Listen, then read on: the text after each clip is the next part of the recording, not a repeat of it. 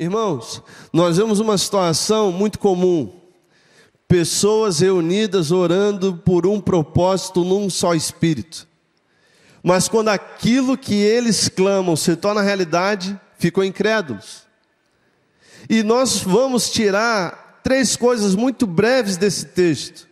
A primeira é que vencedores oram com convicção, mas vivem com expectativa. Eu vou repetir: vencedores oram com convicção, mas vivem com expectativa. Muitos de nós oramos acreditando que Deus pode fazer, mas quando Ele faz, ficamos em choque. A igreja orava por Pedro, mas quando o milagre chegou, quando ele bateu a porta, eles duvidaram. Isso revela uma fé que acredita no poder de Deus, mas não está preparada para viver o que Ele prometeu. Fé para pedir é bom, mas vencedor não se surpreende quando Deus responde. Fé para pedir é maravilhoso, mas aquele que tem um coração alinhado com o Senhor, ele não se surpreende quando Deus faz alguma coisa. Eu lembro de 2 testemunhos muito breves. A primeira vez que eu fui parte de uma célula aqui na igreja, eu lembro que no roteiro da célula eles estavam incentivando para orarmos por pessoas que queríamos que o Senhor alcançasse. Eu falei, vou ver se esse negócio funciona mesmo, eu vou botar o nome aqui dos mais problemáticos que eu conheço. Botei o nome lá de todos os meus amigos, fulano, beltrano, ciclano e tal. E nós começamos a orar. E aí passaram alguns meses, o Senhor foi começando a alcançar cada um deles, e eles foram se convertendo. Eu falei, rapaz, não é que esse negócio funciona? Foi o meu primeiro teste, a minha primeira experiência de oração. Eu sei que está faltando um miserável ainda lá se arrepender, mas o Senhor já está fazendo a obra, o Senhor já está tocando, o coração já está quebrantado, o Evangelho já está sendo anunciado. E a segunda é uma experiência que eu tive num dia que eu fui numa barbearia. Eu cheguei lá e o Senhor tem um mistério quando eu vou em barbeiro. Ele costuma levantar algumas situações para orar no lugar. E aí estava um pouco vazio e o barbeiro começou a reclamar de uma dor na coluna. Ele começou a falar de um problema que ele tinha, porque ele trabalhou, sofreu um acidente e aquilo incomodava. Ele estava se planejando financeiramente para ir até a Bahia, fazer uma promessa para ver se ele seria curado. E o Espírito Santo falando comigo, tu vai deixar esse cara fazer esse trabalho todo, pagar toda essa viagem, se é só você orar?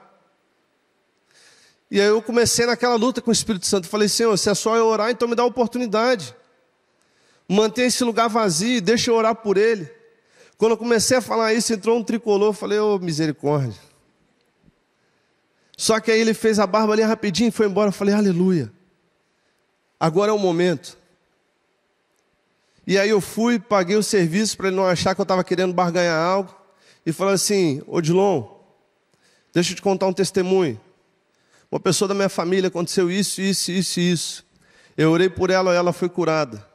O mesmo Deus que curou essa pessoa pode curar você hoje. Você crê nisso? Ele falou, amém. Eu falei, então deixa eu orar por você agora. Fiz uma oração que é muito complexa, meu irmão. Você tem que ter seminário, pós-doutorado, 3 anos de ministério, 5 anos na África para poder fazer. A minha oração foi a seguinte, Pai, eu louvo pela vida do Odilon. Eu dou uma ordem para que a coluna dele seja restaurada agora no nome de Jesus. Amém. Difícil, né? E aí vem você exercer sua fé. Não é você agradecer, obrigado, Odilon, que Deus te abençoe para casa. Não, testa aí. O que você não consegue fazer? E aí ele foi e se abaixou.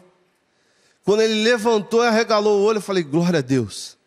Eu falei, ei, Odilon, de 0 a 10, como é que está? Ele, 10. Eu falei, você não precisa me agradar não, de 0 a 10, como é que está? 10. Eu não conseguia abaixar, ele começou a abaixar, pular, e foi uma alegria. Exerça a sua fé. A diferença às vezes entre nós não é que eu sou super poderoso, super crente, não. É porque eu bato a capa, eu testo, eu exerço a fé. Não sou eu que tenho poder, é o nome de Jesus. E Ele está disponível. E Ele quer usar a sua vida. Não se retenha a um título, pastor, apóstolo, ministro, supercrente, não. É o nome de Jesus.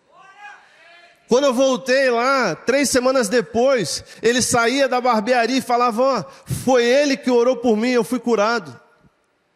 Ele começou a testemunhar para todas as pessoas que trabalhavam no mesmo ambiente, o que Deus havia feito na vida dele. E essa unção, esse poder está disponível, mas como tem sido a sua oração? Você ora para cumprir tabela ou você ora crendo no sobrenatural de Deus? Quando você vê uma pessoa enferma, qual é a sua atitude? Você fica olhando a enfermidade, vai para o outro lado da rua, ou você se deixa tomar por fé e fala, eu posso orar por você? Às vezes as pessoas da sua casa esperam que você exerça a fé que testemunha na palavra de Deus. Eles estão esperando uma atitude sua para viverem um milagre. Irmãos, fé de vencedor vive esperando o milagre bater a porta. E Marcos 11, 24 diz, tudo que pedirem em oração, creiam que já o receberam. É a palavra de Deus. 1 João 5,4 diz, essa é a vitória que vence o mundo, a nossa fé. Não é governo, não é planejamento financeiro, é a fé em Cristo Jesus. Ele pode todas as coisas. O que o pastor Elmo acabou de orar? Para nós é impossível, mas para Deus todas as coisas são possíveis. Essa é a verdade bíblica. Segundo, uma identidade vencedora não combina com incredulidade. Duvidar da resposta é agir como órfão, não como filho. Eles oraram como crentes, mas reagiram como incrédulos, como escravos das suas convicções, escravos das suas experiências. Irmão, o que você sente é perigoso. O que você sente é enganoso. O que a gente fala? Eu estou morrendo de fome, está nada. É o seu corpo querendo mais carboidrato, mais açúcar, mais qualquer coisa. Você não sabe o que é morrer de fome. Talvez 1 ou 2 no máximo aqui sabem o que é de fato passar fome. O sentir é enganoso. E aí você teve uma experiência que você orou e algo não aconteceu, e aí você coloca uma mochila, e aí começa a carregar esses pesos, e aí quer definir a resposta da oração, não pelo Deus das Escrituras, mas pelas suas experiências. O Todd White, que é um dos maiores evangelistas hoje na atualidade, fala com muitos jovens, ele fala que orou por mais de 2.000 pessoas, sem ver absolutamente nada, até que a primeira fosse curada. Eu te pergunto, quantos querem viver o que o Todd White vive, mas não estão dispostos a orarem por mais de 2.000 pessoas na rua?